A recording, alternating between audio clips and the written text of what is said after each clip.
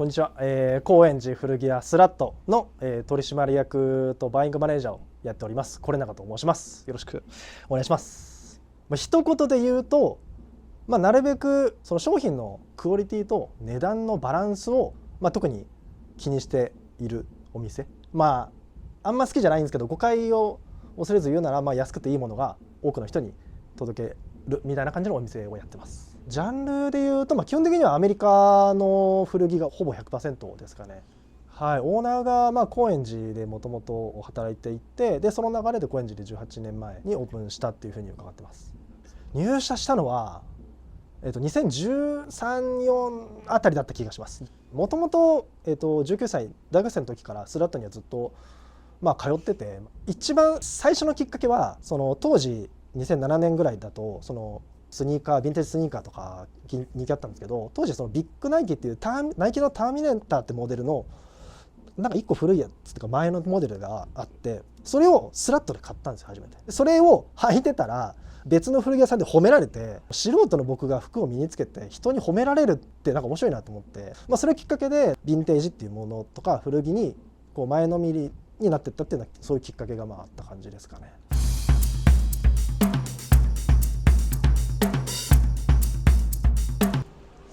じゃあ中の方に一応定番で今もう夏なんですけど、ハワイアンのシャツ、特にブランドとかではないんですけど、ブラックベースのなんかこう着やすいハワイアンとか、あとは、これちょっと淡い色の感じのハワイアンで、値段もだいたい2900円か3900円っていう感じですかね。そうなんですよ。やっぱその最初そのさっきのインタビューでもお伝えしたんですけど、やっぱクオリティと値段のバランスかなり気を使ってるのがあって、でそれがやっぱなんかその古着の本質って僕らそこだと思ってるんですよね。どの商品に対してもやっぱクオリティと値段がいいと、その古着初めて好きになる人ももう何十年古着買ってるっていう人も、そこの良さってやっぱ一緒というか普遍性があると思ってるんで、だから一応値段をかなり手頃にはしてます。じゃあこっちにこれが昔からうち定番で取り扱ってるんですけど、ポロシャツですかね。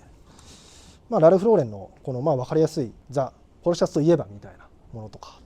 さっきの話と一緒なんですけど、そのラルフローレンとかラコステとかって服好きな人だったりやっぱ魅力なんかこれいいなって絶対なると思うんですよね。なんかこういうものをなるべく3900円とかその手頃な値段で提供することで、なんかこう古着を好きになる接点をなんかこう多くの人に、僕自身もそうでしたけど、僕だったら大学に着ていくためのポロシャツラルフとかラコステが3900円で買えたらなんか嬉しいなっていうのがあるんで、やっぱ古着初めて来たみたいな人にもやっぱこういうところからまず入ってもらいたいっていうことで、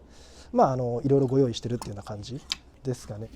あとはこっち、これは半袖のシャツなんですけど、基本的にはラルフローレンやあとブラックスブラザーズとかをメインに取り扱ってて、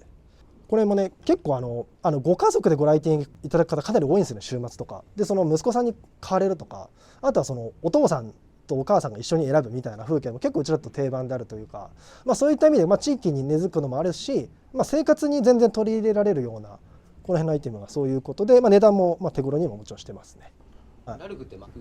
着好きじゃなくても一度は聞いたことある結局ラルフって何がいいんだろうな。どうなんやっぱでも僕が思う感じだとやっぱバランスがいいんじゃないですかね。その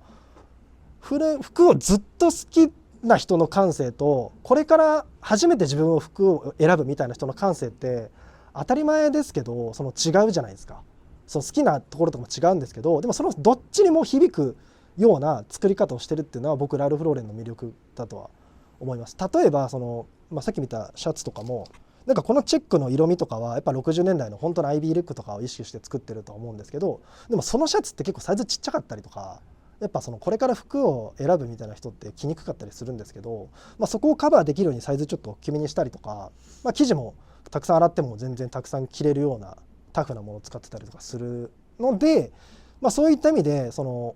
多くの人に楽しまれてるとか愛されてるのかなっていうふうにはなんとなく思ってはいますね。ね、すごいですよね。大体洋服ってこういうデザインを作ろうっていうとそこの周りにいる人たちだけに限定されちゃうじゃないですか。何でもそうですけど、でそれを広げられるっていうのはやっぱりちゃんと考えられて作ってるのかなと思って、それぐらいやっぱり世界中で愛されてるにはやっぱ理由があるっていう感じじゃないですかね。でこれ最近ちょっとブラックデニムね結構人気なんですけど、うちでも定番で取り扱ってて、定番の505のブラックとか小さいサイズから大きめのサイズまでやっている感じで、僕もやっぱかなり愛用はしてていいですね。なんかインディゴのブルーのデニムって古いのと新しいの結構色の抜け方に差分があるんですけど、ブラックはそんなに、最近先染めとかありますけど大きい差分もなくて、で値段も大体うちだったら5000円か6000円しないぐらいなんで、割と子供と遊び行く時とかでも全然これで行くことが多いですね。はい、結構定番でやってる感じ。じゃあそっちの方に、はい、もうちょっと夏暑いんでショーツも展開してるんですけど、ラルフローレンだったりカーハートだったり定番のブランドものこういうものだったりとか、僕も最近買いましたけど、こういうなんかこう僕自身子供最近出てきてあんまりこう古くてもう壊れやすい洋服着れないってなった時に、こういう気軽に買える割とクラシックなショーツとかがすごい助かるって感じですかね。いやめちゃくちゃ変わりますよね。とりわけ本当ここ 1,2 年ぐらいで思いましたね。僕も30代半ばで子供できてってなると、古着が昔から好きで全身ヴィンテージで固めたい気分ではあるけど、でも子供と過ごしたい時はそういう格好できないから、でそこを例えばカーハートとかラルフローレンとか割と手頃で買えるけどでもクラシックなデザインのものとかはなんかこう摩擦を解消してくれるというか、服自体も気に入ってるしでも機能的でもあることが結果生活にこう紐づくというか、なんかそういうものこそ生活豊かにできるなっていう実感はやっぱここ数年特に思ったりしますね。ちょっとじゃあ奥の方に行きましょうか。はい。お店のこの奥の方が、ここが大体、ヴィンテージコーナーというか、アメリカ製のリーバイスだったりとか、あとは US アーミーとかロイヤルネイビーのパンツがあったりとか、あと突き当たりに、ヴィンテージシャツとかある感じなんですけど、なんか最初の言ったように幅広いお客様に楽しんでいただくってなるとどうしても値段が安いとかっていうことにどうしてもなるんですけど、やっぱりヴィンテージずっと好きって人にも楽しんでもらうことも必要なので、きちんと古いものもまとめて取り扱いはずっとしてるって感じですかね。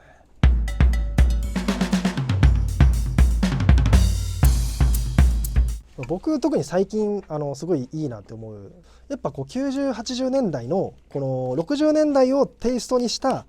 アイテムとかはすごくいいなと思ってて、でこれは J. クルーの、この緑のタグ、今の J. クルーよりもうちょっと古い90年代ぐらいのもの、この辺は年代も古くないんで別に最悪探せば変えたりとか、あとは生地も丈夫だったりするんですけど、もともとのベースは60年代のアイテムとかペイズリーの柄とか、これ60年代とかでもこういうのあるんですけどを持ってきて、かつ耐久性とかもあるっていうやつは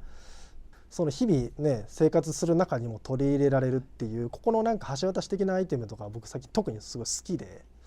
そういう意味では、この辺のちょっとオールド J. クルーのアイテムだったりとか、あとこれとかもすごいいいんですよね。プルオーバーのボタンダウンが好きな人って大体このプルオーバーってだけで魅力3割増しぐらいな感じなんですよね。でシャツ好きな人って僕の中では勝手に2パターンあるかなとは思ってるんですけど、オープンカラーで例えば、オンブレレーヨンでオンブレチェックのシャドウチェックのレーヨンシャツが好きみたいなタイプの方と、どっちかというとそれ西海岸のアメリカ西の方のスタイルで東の方が好きって方はやっぱボタンダウンが好きっていう人が多い。でこの辺はこのプルオーバーのデザインとかは60年代とかにも結構流行ったデザインで、でもかつ年代もそんなにすごい古くはないアメリカ製の何千度のアイテム、これとかだったら最悪子供の保育園送り行くとかでも全然抵抗なく着れるし、で僕も好きだしって感じですよね。新品で選ぶってなると買おうと思えば買えちゃうってなるとあんまり面白くないっていうのは個人的にはやっぱありますね。買おうと思ってもなかなか買えないっていうのと、あと買えた時のその喜びっていうのはやっぱ常にセットで、ある程度制約があるからその分こう見つけた時の喜びだったりとか、サイズで迷うとかも本来ないじゃないですか。別に大きいの買えばいいしっていう、そういうなんかゲームルールが個人的にはずっとちょうどよくて好きっていうところと、あとは新品で買い替えが効くっていうのだとやっぱ物に対する思い入れとかも、ちょっと半減しやすいっていう感じですかね。個人的にはそこにやっぱ古着の魅力とか本質があるような気がします。